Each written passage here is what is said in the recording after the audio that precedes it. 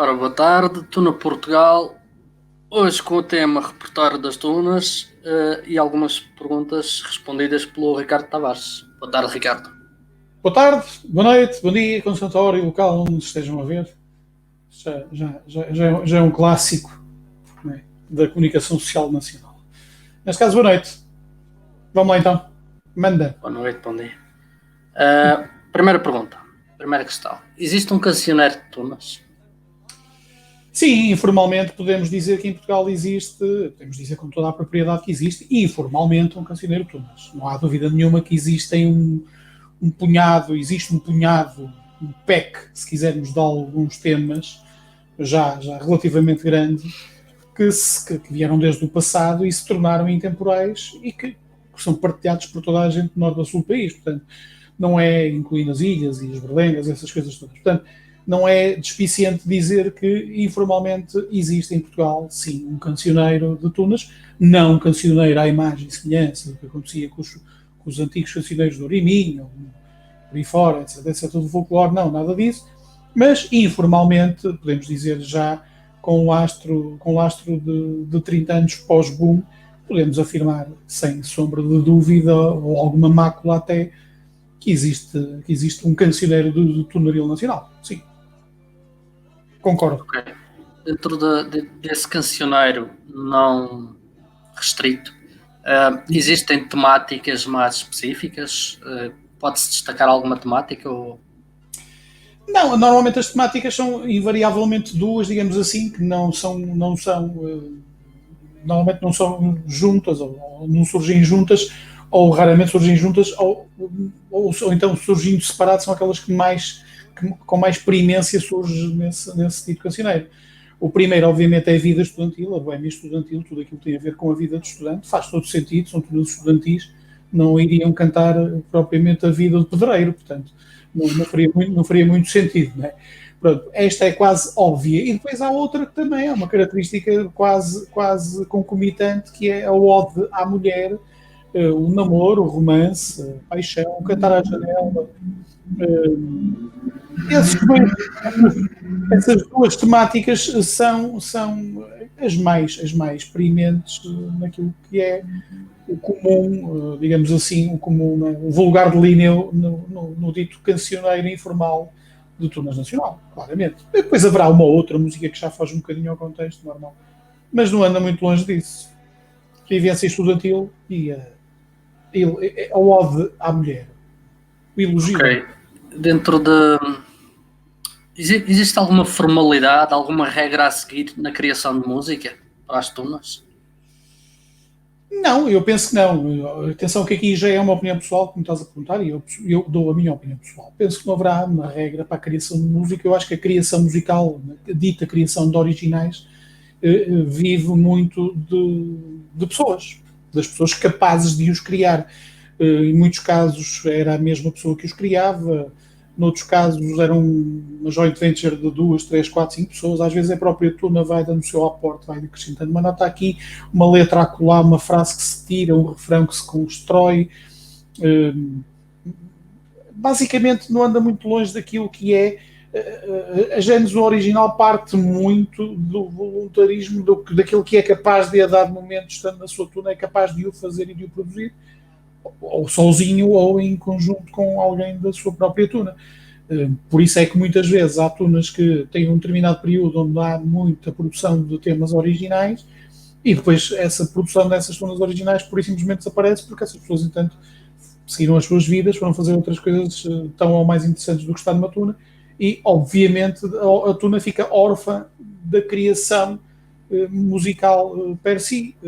E passa a recorrer então à cover ou à adaptação de temas. Portanto, basicamente é isso.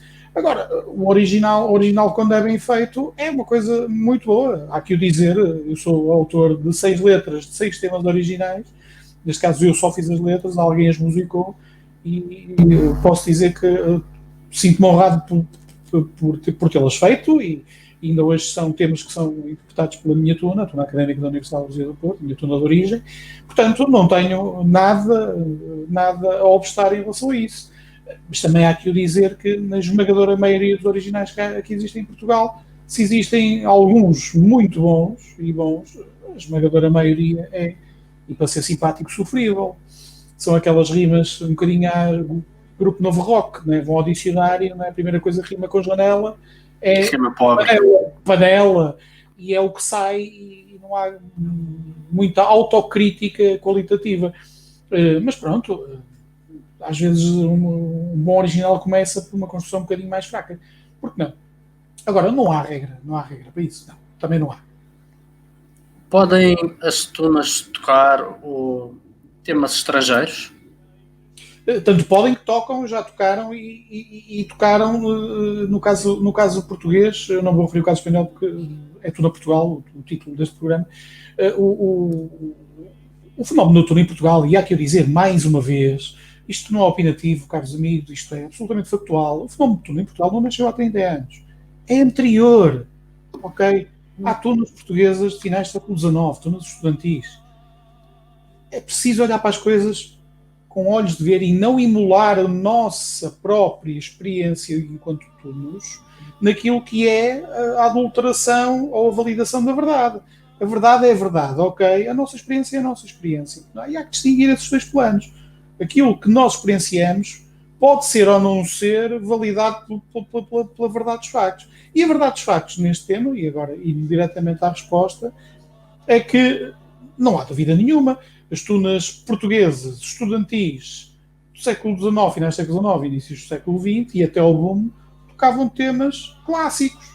E eram temas clássicos de autores clássicos alemães. Portanto, não há muito a dizer. A própria história mostra-nos que sim.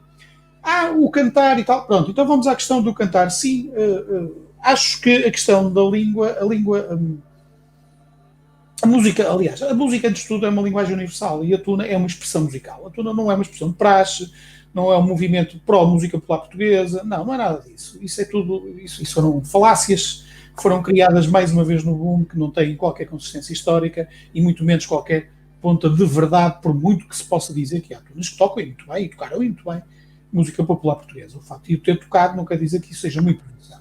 Como também não é uma imposição a música clássica hoje em dia nas tunas portuguesas. É exatamente pela mesma ordem de razão, que é para não haver aqui ninguém achar que eu estou a sobrevalorizar alguma coisa sobre outra. Não.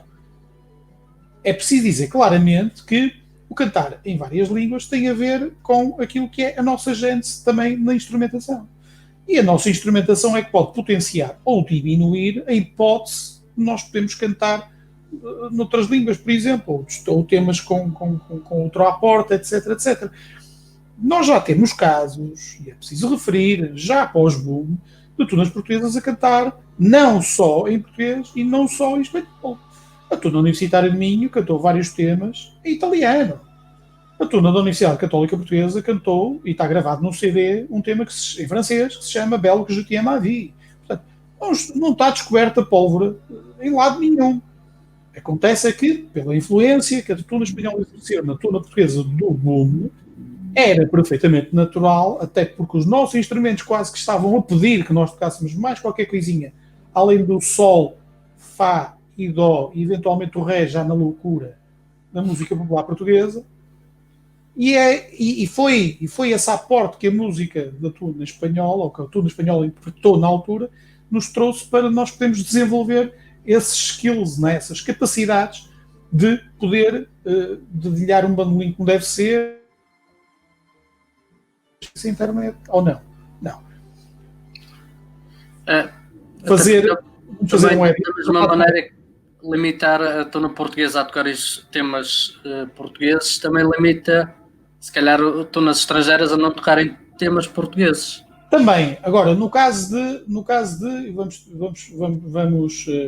ver as coisas como elas são de uma forma objetiva. Não há nada, porque não há nada em lado nenhum que nos impeça de cantar noutra língua. Ok? Não há. Não há nada que prove isso.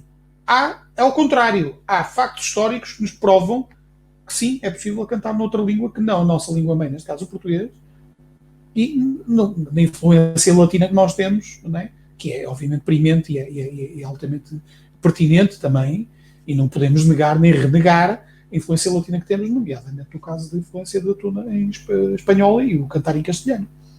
Portanto, Se cantamos em castelhano, não é? Mutatis mutantis, não há razão nenhuma para não podermos cantar em servo-croata. Esta é a verdade, meus amigos. Que a história da tuna portuguesa, que não começou em 89, 90, não, é anterior. Nesse lapso de tempo, nós interpretamos temas que não eram latinos. Ok? Nós, tuna estudantil portuguesa. Portanto, é errado afirmar que é obrigatório cantar em português. Não é obrigatório nada. Quem disse isso não sabe o que está a dizer. Pegando nessa frase, existe uma obrigatoriedade de tocar temas da música popular portuguesa? Outro É mito. obrigatório ter um tema no repertório ou Claro, é aberto? é um disparate absoluto. Como é tão disparatado tocarmos no repertório todo ou ter uma música da música popular brasileira ou da música popular do Burkina Faso. É um absurdo, é um absurdo. Foi mais um mito do boom que foi criado, um falso mito que não tem qualquer sustentação na prática, até porque na altura do boom estavam em voga os grupos de música popular portuguesa, Realejos, Vai de Roda, etc, etc, etc. Terra a Terra. E a expressão musical tuna também foi-se refugiar um bocadinho nessas experiências que estavam na altura na moda. É normal, são influências que nós vamos buscar aqui e acolá. A tuna, a tuna académica da Universidade de Trás-os-Montes Autor, que foi fundada em 82, ou seja, mais ou menos 4, 5 anos antes do boom, mais coisa, menos coisa, ok? Tinha repertório eminentemente popular. Agora, isso não é uma obrigatoriedade. Não, como não é obrigatório tocar covers, ok? Nem música popular, nem portuguesa, nem espanhola, nem belga, nem argentina. Não há.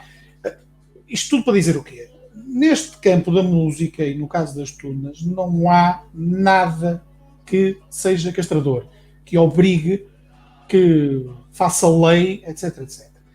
O hábito, o chamado direito consuetudinário, o hábito pode fazer lei, pode, mas no caso da música isso não se aplica porque é uma arte que está em constante mutação. Portanto, aqui não estamos a aplicar, não é, propriamente essa lógica. E até porque, se fôssemos a aplicá-la, o que nos dizem nos últimos 30 anos é que muita gente começou a tocar música popular portuguesa, derivou rapidamente a tocar música de outros países. Portanto, não, de todo. Originais ou covers? Existe diferença? Existem bases históricas para diminuir um e dar vantagem ao outro? Ou Não, nenhuma, rigorosamente nenhuma. desde que sejam bem tocados, encontram-se no mesmo patamar? Sim, vamos, claro, claramente, obviamente, o que interessa é a qualidade. Historicamente, mais uma vez, a tuna, antes do boom e no pós-boom, o que mais fez foi covers. Tocar Mozart é uma cover, certo? Ok? Tocar mazurcas, polcas, chutiças, eram tudo covers. A tuna estudantil antes do boom, finais dos anos 80, inícios dos anos 90 do século passado, o 20, antes disso existiu tuna em Portugal. Eu não meio de cansar de dizer isto até ao final destas emissões. Existiu tuna estudantil em Portugal. E o que tocava era covers. Música clássica.